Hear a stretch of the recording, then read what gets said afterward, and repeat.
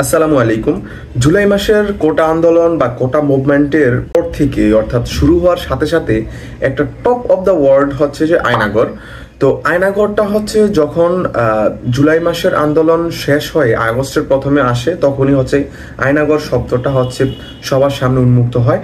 তার সাথে সাথে আরেকটা শব্দ উন্মুক্ত হয়, সেটা হচ্ছে হাওয়া ভবন।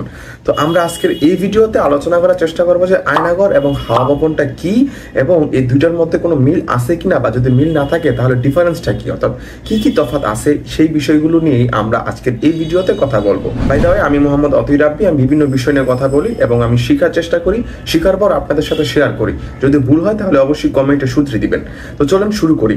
হাওয়া ভবনটা কি যদি আমি এক কথায় প্রকাশ করি বা এক কথায় যদি বলতে চাই, তাহলে 2001 সালে তৎকালীন বিএনপি ক্ষমতায় আসার পর দলের সভাপতির রাজনৈতিক কার্যালয় ছিল এই হাওয়া ভবন।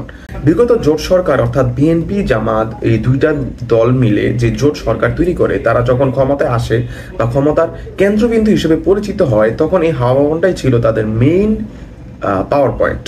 বলা হয়ে থাকে তারেক রহমানের নেতৃত্বে 2001 সালের জাতীয় সংসদ নির্বাচনে বিএনপি জামাত জোটের জয়ী হওয়ার পেছনে বড় ধরনের ভূমিকা রেখেছিল এই হাওয়া ভবন। সেই সময় ভবনটির মূল আকর্ষণ ছিল বিএনপির চেয়ারপারসন বেগম খালেদা জিয়ার ছোট ছেলে তারেক রহমান। এই কার্যালয় হতে বিএনপি চেয়ারপারসনের পক্ষ থেকে দল বিষয়ক কর্মকাণ্ড দেখভাল করা হতো। 2001 সালে বিএনপি ক্ষমতায় গেলে এটি বাংলাদেশের বিকল্প ক্ষমতার কেন্দ্র হিসেবে পরিচিত হয় এবং আবির্ভূত হয়। ওই সময় বিএনপির তারেক রহমানের কিছু কুকাম বলতে পারেন বা খারাপ কর্মকাণ্ডের কারণেই কার্যালয়টি বিতর্কিত হয়ে ওঠে, যেমন অর্থ পাচার, বিভিন্ন দুর্নীতি, বিভিন্ন অনেক কিছুই। এবং এখান থেকে ভালো কাজও নির্দেশনা হইতো এবং খারাপ কাজও নির্দেশনা হইতো।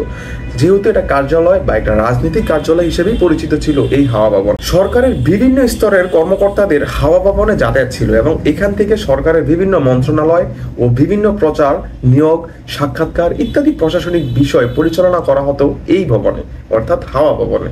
কয়েকদিন আগে একটা টপ অফ দ্য নিউজ হচ্ছিল যে 10 ট্রাক অস্ত্রের চালান ইন্ডিয়াতে গিয়েছিল এবং ইন্ডিয়ার একটা 7 সিস্টার প্রদেশ নিয়ে কথাবার্তা হয়েছিল। এটার পিছনে একটা মূল ঘটনা ছিল, সেটা হচ্ছে বিএনপির টাইমে অর্থাৎ বিএনপি ক্ষমতায় থাকার সময় 2004 সালে 10 ট্রাক অস্ত্রের চালান লুৎফুজ্জামান বাবর, যাকে আমরা কয়েকদিন আগে ভাইরাল করেছিলাম যে উই আর লুকিং ফর শত্রুজ নামে যে ভাইরাল ছিল, সেই লুৎফুজ্জামান বাবর এই 10 ট্রাকের চালান করেন 2004 সালে। এই বাবর হাওয়া ভবনে নিয়মিত যাতায়াত ছিল এবং বিএনপির আরো বিভিন্ন নেতাকর্মীরা এই হাওয়া ভবনে যাতায়াত করত এবং বিভিন্ন কর্মকাণ্ড তারা করত। এবার আলোচনা করি আয়নাগর। আয়নাগর এক কথায় যদি বলি, আয়নাগর হলো একটি গোপন আটক কেন্দ্রের নাম। বাংলাদেশের প্রতিরক্ষা বাহিনীর গোয়েন্দা শাখা দ্বারা পরিচালিত হয়। আর আয়নাগর গোয়েন্দাদের একটি গোপন বন্দিশালা বা ডিটেনশন ক্যাম্প। এই আয়নাগরে কি হতো? 2009 সাল থেকে 2024 সাল পর্যন্ত স্বৈরাচার শেখ হাসিনা নেতৃত্বে আওয়ামী লীগের বিরুদ্ধে যারাই মতবাদ দিয়েছে বা যারা দিত বা তাদের কথা তুলেছেন, তাদের গোপনে আটক করে রেখে এই অমানবিক নির্যাতন করা হতো এই আয়নাঘরে, যেটা আমরা অনেকেই দেখেছি এবং রিসেন্টলি বিভিন্ন ভিডিও ভাইরাল হচ্ছে।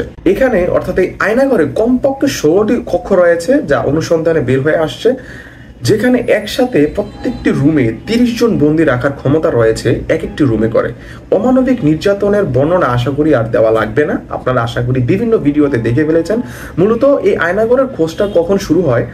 2022 সালে 14ই আগস্ট নেত্র নিউজ অর্থাৎ সুইডেন ভিত্তিক একটি অনুসন্ধানী প্রতিবেদন প্রকাশ করে নেত্র নিউজে, যে অভিযোগ করে যে বাংলাদেশের কর্মকর্তারা আয়নাঘরে বলপূর্বক গুমের শিকারের আটক ও নির্যাতন করেছে। অর্থাৎ বাংলাদেশের যে সরকারি কর্মকর্তা ছিল, বিভিন্ন প্রশাসনের কর্মকর্তারা ছিল, তারাই এই আয়নাঘর পরিচালনা করেছেন এবং অমানবিক নির্যাতন করতেছেন।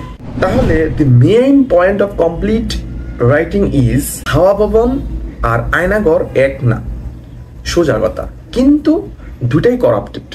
একটাই নির্দেশনা দেওয়া হয়তো যেটাতে ভালো এবং খারাপ দুটা নির্দেশনাই দিত, আর আরেকটায় দুনিয়ার জাহান্নামে রেখে অমানবিক নির্যাতন করা হইতো।